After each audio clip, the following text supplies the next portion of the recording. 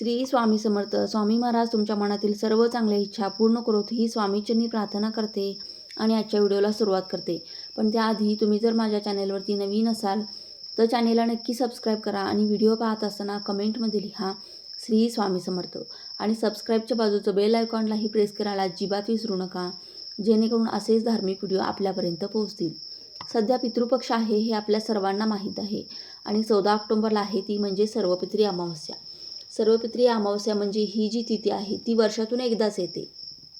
या पितृपक्षामध्ये आपण आपल्या पूर्वजांचे श्राद्ध करतो, पितृतर्पण करत असतो, पिंडदान करत असतो आणि पितृतर्पण करणे, पिंडदान करण्याची प्रथा ही पितृपक्षामध्ये आहे.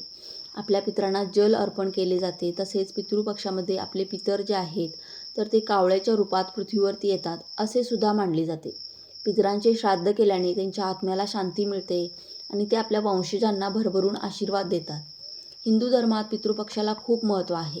जेव्हा बघा एखादी व्यक्ती मृत होते तेव्हा ती व्यक्ती पितृदेवाचे रूप धारण करते आणि आपल्या वंशजांचे रक्षण करते. पितृपक्षात पितृदेवांचे आवाहन केले जाते. कुंडलीतील पितृदोष निवारण्यासाठी तसेच पितरांना प्रसन्न करून घेण्यासाठी, त्यांचे आशीर्वाद प्राप्त करून घेण्यासाठी वेगवेगळे उपायसुद्धा केले जातात. आणि कावळ्याला घास देण्याची सुद्धा आपल्याकडे प्रथा आहे. कावळ्याने अन्नाला स्पर्श केल्याशिवाय तो नैवेद्य पितरांपर्यंत पोहोचत नाही, तर असा सुद्धा समज आहे. कावळ्याशिवाय गाईला सुद्धा नैवेद्य दिला जातो. धार्मिक मान्यतेनुसार गाईमध्ये 33 कोटी देवांचा वास असतो, त्यामुळे कावळ्यासोबतच गाईला नैवेद्य दाखवल्यामुळे सुद्धा आपले पितर जे आहे तर ते संतुष्ट होतात. पितृपक्षात जर आपण कावळ्याला नैवेद्य दिला तर ते आपले पितर हे प्रसन्न होतातच, परंतु आपला जो पितृदोष आहे तर तो सुद्धा कमी होतो आणि यमदेव जे आहेत तर ते सुद्धा आपल्यावरती प्रसन्न होतात आणि पितृदोषापासून आपल्याला मुक्ती मिळते. तसेच आपल्या कुंडलीतील कालसर्पदोष असेल तर तो सुद्धा दूर होतो अशी मान्यता आहे. तर अशा या पितृपक्षामध्ये आपण आपल्या पितरांची तिथी माहीत नसेल तर तुम्ही सर्वपित्री अमावस्येला तुम्ही तुमच्या पितरांसाठी काही गोष्टी करू शकता.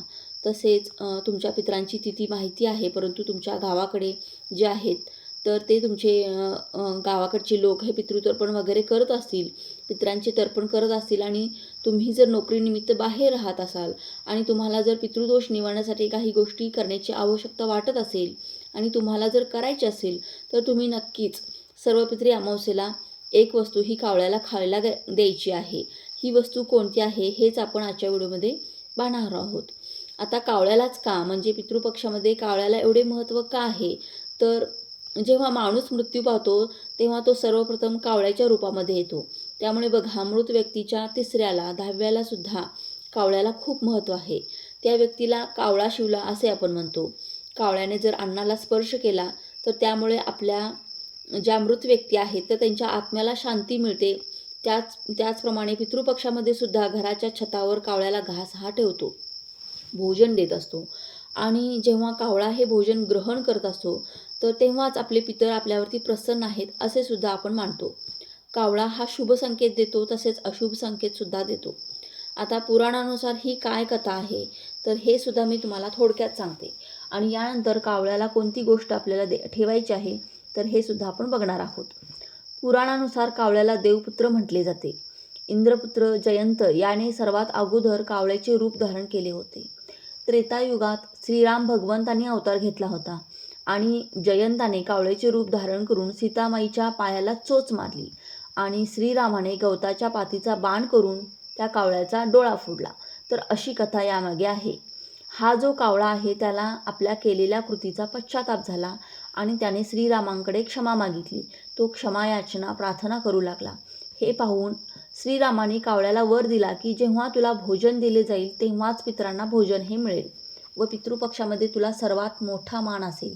पितृपक्षामध्ये घरोघरी तुला आमंत्रण असेल आणि तू पिंडाला शिवल्याशिवाय मेलेल्या व्यक्तीच्या आत्म्याला शांती मिळणार नाही. आणि तेव्हापासून कावळ्याला या पितृपक्षामध्ये विशेष असे स्थान आहे. पितरांना प्रसन्न करण्यासाठी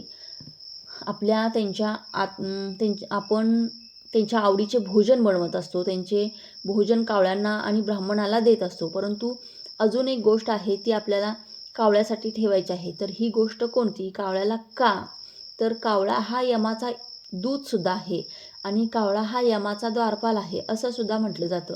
की आपण जेव्हा कावळ्याला पितृपक्षामध्ये ही गोष्ट ठेवतो आणि तो कावळा जेव्हा ग्रहण करतो, तर यमदरबारी आपले जे पितर आहेत तर त्यांनासुद्धा यमाच्या दारातून आतमध्ये प्रवेश मिळतो. तर अशी सुद्धा यामागे मान्यता आहे. तर काय करायचं आहे, तुम्हाला सर्वपित्री अमावस्येच्या दिवशी सकाळी लवकर उठून तुमचे नित्यक्रमे आटवायचे आहेत आणि यानंतर तुम्हाला हा जो उपाय आहे तर तो तुम्हाला 12 वाजता करायचा आहे. दुपारी 12 वाजता. तुम्हाला यासाठी भात लागणार आहे, दही लागणार आहे आणि थोडेसे काळे तीळ लागणार आहेत. तुम्हाला हा भात घेताना म्हणजे शिजवताना त्यामध्ये तुम्हाला मीठ टाकायचं नाही आहे आणि शिजवण्यापूर्वी हे तांदूळ धुवायचे नाहीत. तसेच शिजायला घालायचे आहेत. म्हणजे तांदूळ न धुता ते शिजायला घालायचे आहेत आणि यामध्ये मीठ अजिबात घालायचे नाही. तर अळणी जो भात आहे तर तो आपल्याला बनवायचा आहे.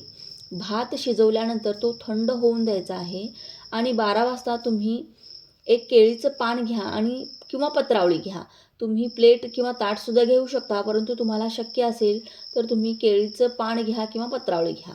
आता एका वाटीमध्ये हा भात भरायचा आहे आणि ती वाटी केळीच्या पानावर पालथी घालायची आहे आणि यानंतर या भाताला एक गोलाकार येतो आणि त्यावरती आपल्याला थोडेसे दही घालायचे आहे आणि थोडेसे काळे तिळाचे दाणे. काळ्या तिळांना पितृपक्षामध्ये खूप महत्त्व आहे.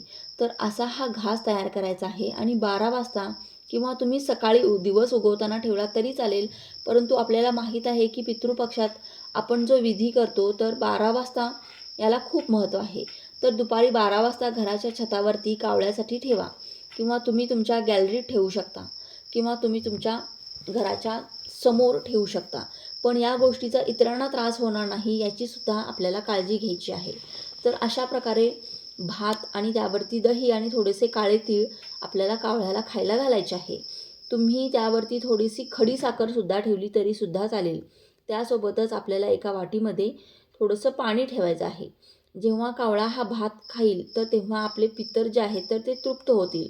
ते आपल्यावरती प्रसन्न होतील आणि आपला पितृदोष कुठे ना कुठे कमी व्हायला मदत होईल. तुम्हाला जर प्रखर पितृदोष असेल तर त्याचे काही धार्मिक विधी आहेत किंवा त्याच्यावरती काही उपाय आहेत तर ते सुद्धा तुम्ही करू शकता. जसं की नारायण नागबली केलं जातं. तर अशा गोष्टी ज्या आहेत तर त्यासुद्धा पितृदोष निवारण्यासाठी करायच्या असतात. त्याबरोबरच आपण अशा ह्या छोट्या छोट्या गोष्टी आहेत तर त्यासुद्धा आपण पितृदोष निवारण्यासाठी करायच्या असतात. कारण पितृदोष जर घराला लागला तर त्या घराची प्रगती होत नाही. घरामध्ये सतत काही ना काही अडचणी येत असतात, संकट येत असतात आणि घरामध्ये जे आजारपण आहे तर ते सतत आजारपणामध्ये वाढ होत असते. घरातील व्यक्ती ह्या खुश नसतात. घरामध्ये सतत कलह, वादविवाद हे चालू असतात, कटकटी चालू असतात. तुमचं घर कितीही धनधान्याने भरलेलं असेल तरीसुद्धा आपल्या घरामध्ये एकोपा राहत नाही आणि त्यासाठीच हा पितृदोष निर्माण झाल्यानंतर आपल्याला हे जे उपाय आहेत तर ते करायचे असतात. हे उपाय केल्यानंतर कुठे ना कुठेतरी आपले पितर हे प्रसन्न होतात आणि पितरांचे आशीर्वाद हे खूप महत्त्वाचे आहेत.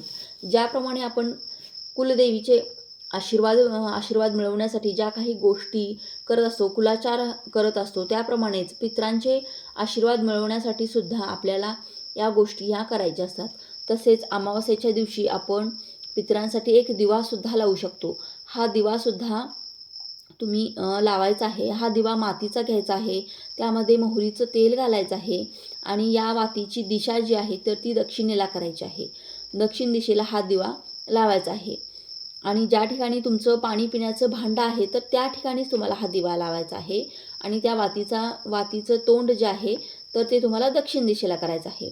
हा उपायसुद्धा तुम्ही सर्वपित्री अमावस्येला रात्री झोपण्यापूर्वी कधीही करू शकता. हा उपाय तुम्ही प्रत्येक अमावस्येला जरी केला तरीसुद्धा आपले पितर जे आहेत तर ते तृप्त होतात आणि त्यांचे आशीर्वाद आपल्याला नक्कीच मिळतात. आणि मोहरीच्या तेलाच्या दिव्यामध्ये आपल्याला काळ्या उडदाचे 2 ते 3 दाणेसुद्धा टाकायचे आहेत. तर अशा पद्धतीने आपल्याला हा उपाय करायचा आहे आणि हा दिवासुद्धा लावायचा आहे. तर चला, झालेली ही सेवा मी स्वामींच्या चरणी अर्पण करते. व्हिडिओ आवडला असेल तर लाईक, शेअर, सबस्क्राईब करा.